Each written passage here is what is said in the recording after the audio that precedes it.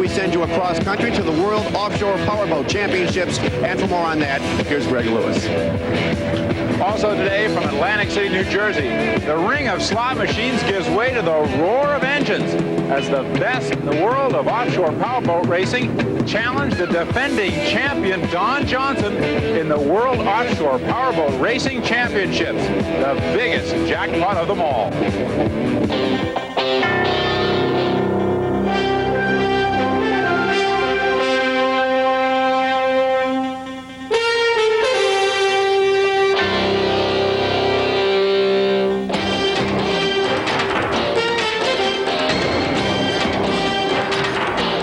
Program is pre-recorded.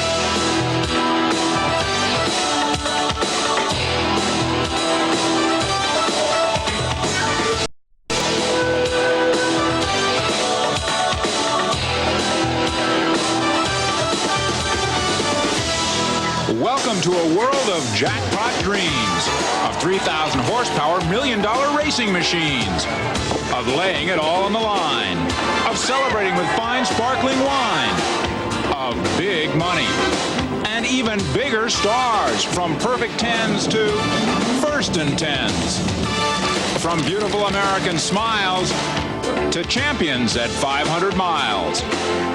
From Monaco's princess to titans of business, all in Atlantic City to see the superstars of offshore powerboat racing. Why are you going to go out there and risk all that going 130 miles an hour on the ocean? I don't do it because I've got a death wish or anything like that. I also like competing. He's got a lot of courage to be sitting in that engine, because essentially he's sitting on a group of engines that are pieced together by steel. I don't know why he wants to do this. Boat racing, speed on the water. The fascination begins when we're just kids and race one of these from the soap dish to the end of the tub. Well, when some kids grow up, their boats just get a lot bigger, a lot faster, and the tub becomes the whole ocean. Hello, everyone. I'm Greg Lewis. Welcome aboard the Trump Princess off of Atlantic City, New Jersey for the World Offshore Powerboat Racing Championships. And working with me, a man from a different side of the speed world, 1983 Indianapolis 500 winner Tom Sneva. Can you compare these two sports, boats and cars? Well, yes, you can. There's a lot of similarities. You have the competition, the concentration it takes to be competitive at these speeds and in these conditions. But more importantly, you have the speed. 200 miles an hour at Indianapolis on a smooth asphalt surface is nothing compared to over 100 miles an hour in the high seas. The guy that can anticipate or predict what's going to be there before he gets to it is the guy that's going to run up front. A day of surprises as the best in the world in the fastest boats in the world try to take the title away from the defending champion, Don Johnson. Don Johnson drives the newest Superboat catamaran, Team USA, with designer John SADOWSKY navigating and 25-year veteran Richie Powers at the throttles. Little Caesar's a 47-foot V-hull Superboat with Pete Markey at the wheel, Trace Martin on the throttle. They placed second 5 times this year. RDS, in these rough seas, this V-hull is a formidable contender. Driver Steve Baldwin, throttleman Keith Hazel, and navigator Gary Smith have placed no less than 3rd this year. And the pre-race favorite, the Gentry Turbo Ego, 6 wins in '89 for driver Charles Marks. And now it's race time. More than 30,000 horsepower rumbling in the milling area as we look at the rest of the Superboat field for this final day of racing. There's the pace boat. The yellow flag will drop as soon as everyone's aligned side by side and moving toward the start. Let's go inside Don Johnson's boat. All right, we're clear. Go, baby. The red buoy marks the start-finish line, and this race has begun. The all-white Gentry Turbo takes the lead, 3,600 horsepower, skipping over this ocean. With all the boats bunched together, out front's the place to be. Smoother water and a clear vision of the ocean conditions ahead. Smooth water, but it's still a bumpy ride for the V-hulled RDS as it tries to hold off Don Johnson's Team USA in the race for third place.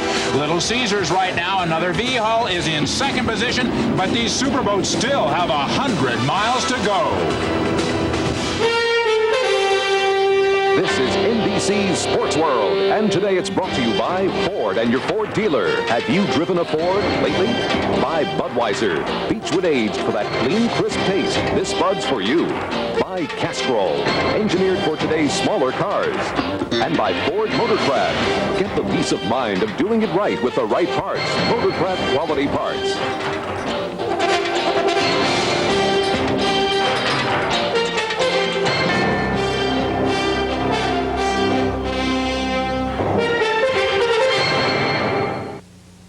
Welcome back to Atlantic City. Greg Lewis along with Tom Sneva at the World Offshore Powerboat Championships as the Superboat class speeds out toward turn one in this 100-mile race. The Gentry Turbo Eagle with national champion Charles Marks driving holds the lead. Don Johnson's Team USA in the foreground, still side by side. Great racing with Steve Baldwin in RDS at more than 100 miles an hour. And now in second place, it's Chris Lavin driving Jesse James, and Tom, the Wild West image is fitting. In Europe, we race all the time with very rough sea, and we have a boat prepared for rough sea. For the Italians, bruises and bumps seem just part of a day's work. But as the race week continued, the weather went from bad to worse, and even the Italians were daunted. The weather is so fierce here, even in the so-called sheltered area of the marina, that only one foolish seabird and one foolish announcer have dared to come out. The wind is blowing the rain horizontally, and my feeble little umbrella, well, we tried it. You can imagine what the weather is like out there on the open ocean. Thursday's seas bashed the coast with 15-foot waves, canceling the race. But today, the sun rose in a clear sky over a calmer sea. Greg, I'd say calm is a very relative term in offshore powerboat racing. And Tom, there's nothing calm about this fight for third place. Team USA and RDS side by side on the Atlantic Ocean. In second place, Little Caesar still kicking over the waves, but no one has yet to catch Charles Marks. We'll be back. City for more superboat racing. The leader, it is still the Gentry Eagle with Charles Marks driving. He's a man who has a vision of victory. I can honestly say, aside from the consistency of my engines, that I ran with the best and I beat them. In second, Pete Markey and Little Caesars. He's equally confident. Barring any engine failure, that we're going to win, period. So those are pretty strong words, but those are awful big waves out there. And now in third place, it's RDS and Steve Baldwin, who has his own game plan. We're going to get out in the lead and stay in the lead. If we don't do that, we're going to hunt them down one at a time. But we're going to try our best to win. As you can see, all these leaders have the confidence in their equipment, but more importantly, the confidence in themselves to get the job done. But let's not forget Don Johnson in fourth. He loves the sport. He talked to Ahmad Rashad earlier this week. I like the idea of man and machine out there competing against other men and other machines, and that sense of challenge. And also for me, it's like it's rather than it being a tempting death or anything, I look at it more as like embracing life and an expression of living. What makes a good driver? Calm. You can't overreact out there. You have to be focused and attentive and not let any situation get out of hand. There's a lot of things you can do wrong, and only one thing you can do right. And the one thing that you should do right is just to stay focused, concentrated, and relax into it. Now, there's two sides of this. Because you are involved in the sport and because of your celebrity, now all of a sudden this sport has a high profile. But on the other side of that, do you find that the other drivers want to show you that, hey, celebrity means nothing when it comes here, you got to drive? There is a certain amount of that, but I like that. That adds a competitive edge to it that I think is I find that exciting, you know, because if they're aware of it, that's their problem or their thing. Because I'm not. I'm out here racing just like anybody else. I was happy. And I'm happy to use whatever celebrity I have to bring some notoriety and some focus to a sport that I think is just a great sport. Now, last year, you came into the World Championship and snuck off with the prize. This year, you can't sneak in here. Everybody knows about you. Feel a little bit of pressure?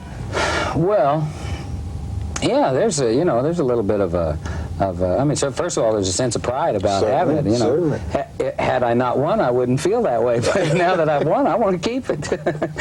Well, it's obvious he loves this sport. Yeah, I understand he got his start by doing his own stunts on the Miami Vice Series. And his throttle man, Richie Power, says he's a real natural. And look at this, obviously aggressive. Yeah, he almost stood her on end there, Greg, but he is concerned about the safety aspects as well as the sport is. One of the procedures each driver has to go through every year is the dunk test. For everyone in this sport, the danger is very real. For former national champion Bob KAISER, it's the source of haunting memories. Well, it's hard to deal with because I've lost about 3 friends, and I think we've had 13 or 14 casualties here in the last 3 or 4 years. But with that, you have to learn with what happened to the other drivers, and therefore you have to try to use that to my best of my ability to protect myself, and hopefully that we're a leader in the sports, and everybody else tries to, you know, follow our safety arrangement with our F-16 canopies and our restraint systems and our oxygen supply and so forth. We learn from other people's mistakes. Unfortunately, they are fatalities. And yet these men will risk everything to win, to push a boat until it flies in the face of danger. In the UIM Open class, that danger is being surmounted by Monaco's Stefano Casaraghi, the leader in Gancia de Gancia. In second, it's Italy's Achille Motors, with its compatriot boat, Loro Piana, in third. But danger set a lethal trap in the UIM 2 class here when the catamaran team skater gouged a wave, rose suddenly, uncontrollably, and flipped. Its driver, the reigning national champ, 37-year-old Kevin Brown, died instantly of massive head injuries. Throttle man James Dykes was hospitalized, but not seriously injured. In motorsports, tragedy strikes without conscience, and it is only vanquished if the race continues on. Racing continues in the Superboat World Championships along the coastline of Atlantic City. And in fourth place, it's Team USA. Don Johnson now really pushing this boat to try to catch up on the leaders. Something happened on that right flap. The throttle man, again, concerned about some kind of problem. You can see Don Johnson having to fight the wheel a lot harder. It's critical the communication these two must have back and forth with each other.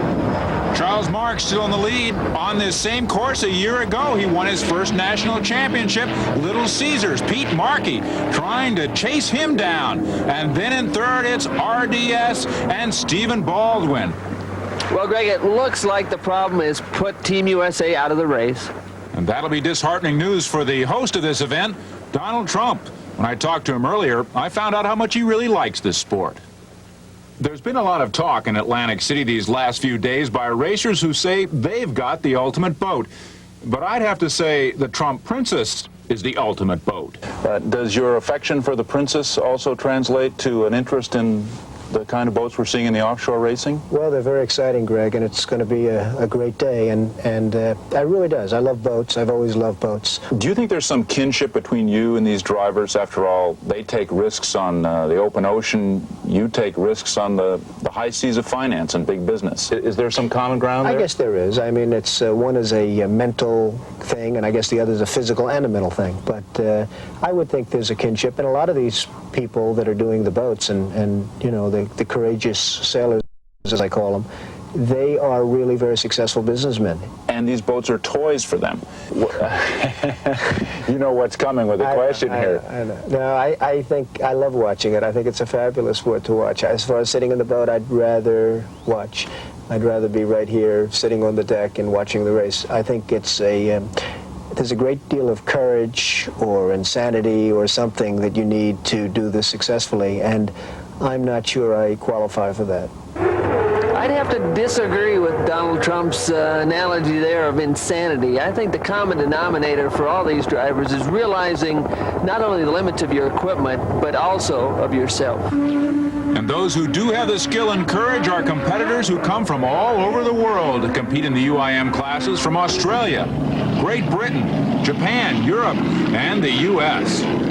The UIM boats are not different from the superboats in length or style, but they're restricted in the engine department. 1,000 cubic inches on gasoline or 2,000 cubic inches on diesel. And that's enough muscle to push a boat at more than 100 miles per hour across the water. But it wasn't enough for some Americans who wanted unlimited power supplies. They branched off and formed the superboat class, which Charles Marks has been leading for 90 miles, but suddenly Pete Markey and Little Caesars has pulled alongside. Either Marks has got a problem or Little Caesars has suddenly found new power, Tommy. I think it's Marks' problem. He ran so strong early, but it looks like he might have pushed it too hard. Little Caesars, this season, 5 times second as they come around the final buoy. Their first victory of the year is within their grasp. They cannot believe it. And now the Navigator's looking back, and RDS is also passing Charles Marks. There is complete disbelief in this crew and elation that victory may be theirs just ahead. It's that fine balance, and it looks like Little Caesars have found it between speed and reliability. The tortoise and the hare, only the tortoise goes 100 miles an hour in this sport. And now the Gentry Eagle is being passed by the UIM open boats. Motorsports, problems don't fix themselves. Out in front, victory is almost assured for Pete Markey. When he crosses the red buoy, it'll be Little Caesars the winner. This man got into the sport because he was getting too many speeding tickets in his Lamborghini. And at the line, it's RDS for second place, giving the V-Hulls a 1-2 finish. Pete Markey, who loves speed, has suddenly slowed so he can savor his victory. And in third, limping in, the boat that led for 90 miles, the Gentry Eagle. The champions, Little Caesars. We'll be back.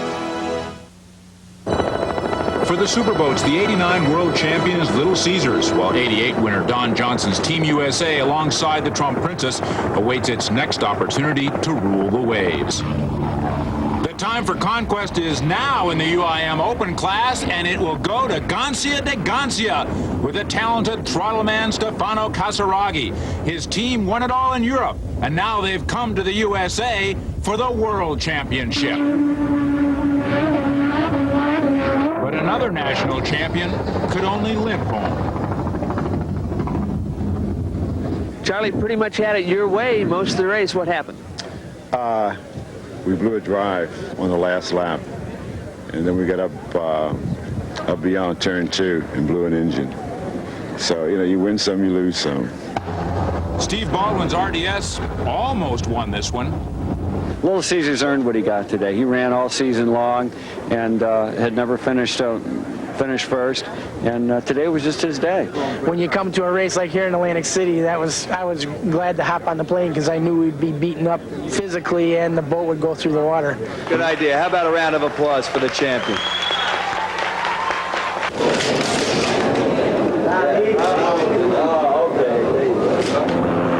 In the Superboat class, a single point determined the championship.